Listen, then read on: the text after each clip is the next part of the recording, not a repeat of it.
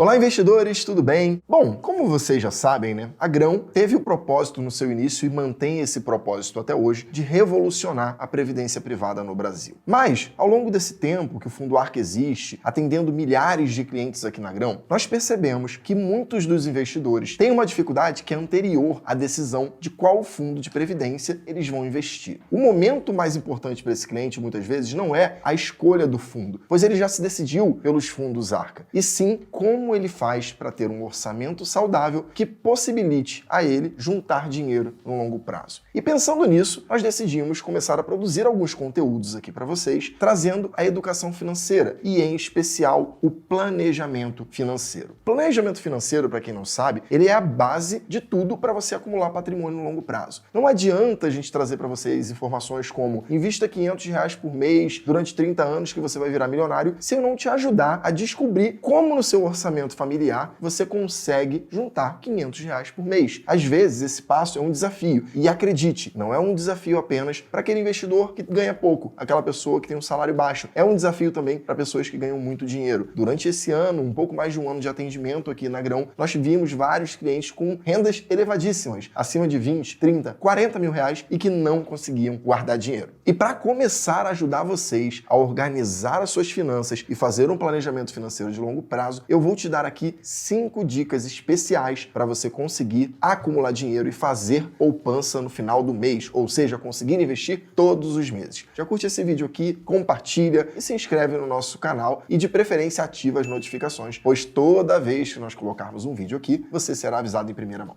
O primeiro passo que você tem que fazer no seu planejamento financeiro é um diagnóstico das suas finanças. Você precisa entender para onde está indo o seu dinheiro. Então, vamos lá. Comece pensando o seguinte: pegue todas as suas receitas no mês e coloque numa planilha ou num caderninho, se você não for adepto a essa tecnologia. Coloca lá, eu tenho uma receita de salário daqui, eu ganho um aluguel de não sei de onde, eu faço trabalhos esporádicos que me geram receita. Faça essa continha, descubra quanto de fato, de verdade você ganha. E aqui tem uma atenção, o quanto você ganha líquido. Não adianta o seu salário bruto. Quem ganha 10 mil reais bruto e recebe 8 mil reais líquido tem que considerar o 8 mil reais e não os 10 mil reais, pois ele é que de fato cai na sua conta. Depois disso, dá uma olhadinha nas suas despesas. Pega tudo que é custo fixo e tudo que é custo variável. O custo fixo você sabe quanto é, então o seu aluguel você sabe quanto vai ser, ou o financiamento do seu imóvel, a prestação do seu carro, tudo isso você sabe. Agora, o variável você vai precisar estimar. E aqui já fica a dica. Na grande maioria das vezes, este custo variável é o grande vilão do orçamento de uma família. Com isso em mãos, você vai ter um início de um planejamento financeiro. Você vai conseguir entender o quanto, na média, você ganha e quanto, na média, você gasta.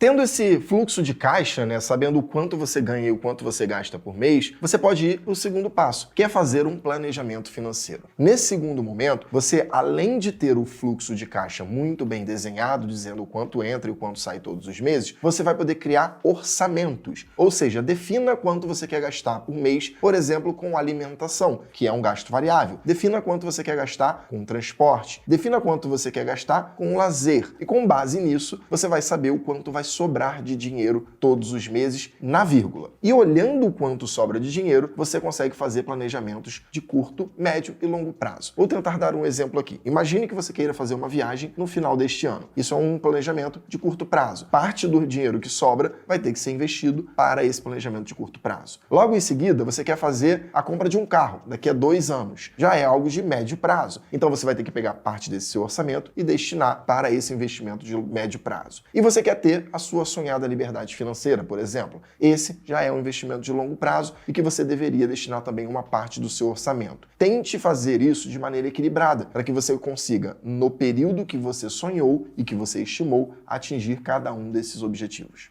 Um outro passo muito importante é uma análise das suas dívidas. Não adianta nada você se organizar financeiramente, como eu expliquei anteriormente aqui para você, conseguir fazer sobrar dinheiro todos os meses, se você possui dívidas que custam muito caro. Lembra quando eu falei do carro? Essa é uma dívida, por exemplo, que pode custar muito caro. Se você hoje já tem um carro financiado, tente quitar a dívida do carro antes de começar a fazer os investimentos de médio e de longo prazo. Se você hoje tem um cheque especial, vá no seu banco, renegocie, faça um financiamento. Eu sei, o juro do financiamento ainda é muito muito alto, mas o cheque especial é muito pior. Se você tem um cartão de crédito, evite ficar pagando o mínimo do cartão de crédito. Faça o pagamento integral. Por que eu estou falando tudo isso para vocês? Porque não adianta você começar a fazer um investimento, sendo que a taxa de retorno do investimento sempre será menor do que a taxa de retorno do crédito, ou seja, da dívida que você tem. É óbvio que agora deve ter alguns falando aqui, não, mas eu comprei Bitcoin que dobrou e o meu crédito no banco me cobrou 20% ao ano. Eu sei, mas não é normal que isso aconteça. Isso não é o esperado no mercado financeiro. O esperado é que você tenha créditos, ou seja, dívidas, com custos muito maiores do que você tem nas receitas. Então, o primeiro passo que você vai ter que fazer, antes de fato começar a colocar nas caixinhas de investimentos, visando as suas metas de longo prazo, o que você conseguiu economizar, é você sanar as suas dívidas ou otimizar as suas dívidas se você for uma pessoa que ainda está endividada e que não consegue poupar. Ou seja, você vai trocar custos de financiamentos mais elevados por financiamentos mais baratos e evitar novas dívidas. Após você organizar as suas finanças, organizar as suas dívidas e de preferência quitá-las, você precisa começar a fazer a sua reserva de emergência. Eu sei, esse tema é batido, você já deve ter escutado ele em milhões de vídeos em outros canais, mas por que ele é tão importante? A reserva de emergência, ela serve para que quando você vai fazer um investimento de longo prazo, por exemplo, uma previdência privada, você não precise sacar daquele dinheiro para eventuais emergências. Investimentos para longo prazo, em geral, tendem a ter mais riscos e tendem a oscilar mais. Por exemplo, se você vai investir por longo prazo, pensando em 10, 15, 20 anos, você deveria ter um fundo com mais volatilidade do que se você pensa em 1, 2 anos. Pois, com o passar dos anos, com uma alocação boa, volatilidade se traduz em retorno. Então você deveria tomar mais risco para ativos de longo prazo. Só que se você faz um investimento em ativos de longo prazo, mas não tem uma reserva de emergência, o que pode acontecer é você vai precisar sacar do investimento de longo prazo para pagar uma emergência que aconteceu. E isso pode ser muito danoso para o seu investimento. Por quê? Primeiro, você pode ter uma tributação acima do que você esperava ter. Você pode ter que pagar muito imposto. Segundo, você pode estar num momento de mercado ruim. Por exemplo, o que aconteceu na crise do Covid. Se você precisa sacar de uma previdência privada na crise do Covid, pensando que foi um investimento com mais volatilidade, você certamente perderia muito dinheiro. A reserva de emergência é extremamente importante para que você possa fazer os investimentos de longo prazo depois com mais tranquilidade e, de fato, deixando o tempo trabalhar para você. E quanto você tem que ter guardado na reserva de emergência? Essa também é uma boa pergunta. Para pessoas que têm uma renda mais previsível, ou seja, aquelas pessoas que trabalham como CLT, têm carteira assinada, tudo bonitinho, a gente pensa algo próximo a 3 meses, né? 3, 4 meses de todo o seu custo de vida. Então, se você tem um custo de vida de R$5.000, por exemplo, você deveria acumular algo em torno a 15, 20 mil reais e colocar na reserva de emergência. Se você já trabalha como autônomo ou você tem uma renda um pouco mais variável, a gente fala de 6 meses, né? Que seria algo mais adequado, pois você não sabe quanto você vai ganhar quando você voltar a trabalhar e você precisa de um pouco mais de fôlego. Então, se você ganha R$5.000 em média, a gente está falando de algo em torno de 25 a 30 mil reais, ou seja, 5 a 6 meses dos seus custos de vida ali já garantidos em um ativo que tem que ser líquido, ou seja, você saca a qualquer momento, seguro e que não tenha volatilidade. Então você vai comprar, por exemplo, um Tesouro Selic, que é o mais fácil de você utilizar como reserva de emergência.